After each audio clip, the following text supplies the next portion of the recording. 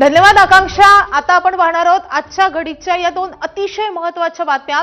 पवनराजे निंबाळकर दुहेरी हत्याकांड प्रकरणाचा आज थोड्याच वेळात निकाल लागणार आहे। या निकालाकडे आता संपूर्ण महाराष्ट्राचं लक्ष लागलंय आणि दुसरी महत्त्वाची घडामोड म्हणजे आज मनसेचा मुंबईत मेळावा आहे। ऑपरेशन टायगरच्या पार्श्वभूमीवर राज ठाकरे पहिल्यांदाच या मेळाव्याच्या निमित्तानं काही बोलतात का, याकडे देखील राज्याचं लक्ष असेल।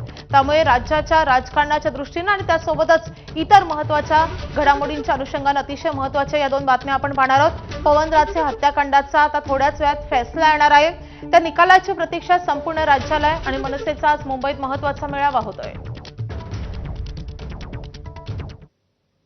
तर राज्यातील राजकीय वर्तुळाला हादरवून सोडणाऱ्या पवनराजे निंबाळकर दुहेरी हत्याकांड प्रकरणाचा अगदी थोड्याच वेळात निकाल लागणार आहे। दरम्यान मुख्य आरोपी पिंटू सिंग हा अद्याप कोर्टात दाखल न झाल्यानं या सुनावणीला उशीर होत आहे। माजी मंत्री पद्मसिंह पाटील आणि खासदार ओमराजे निंबाळकर आपल्या कुटुंबियांसोबत कोर्टात दाखल झालेत।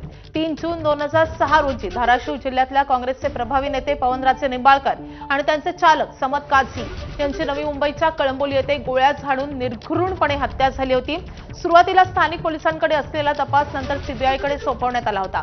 राज्याचे माजी गृहमंत्री पद्मसिंह पाटील यांच्यासह एकूण 9 जणांवर आरोप ठेवण्यात आले। त्यामुळे तब्बल 20 वर्षांनंतर लागणाऱ्या या निकालाकडे आता संपूर्ण राज्याचं लक्ष लागलंय।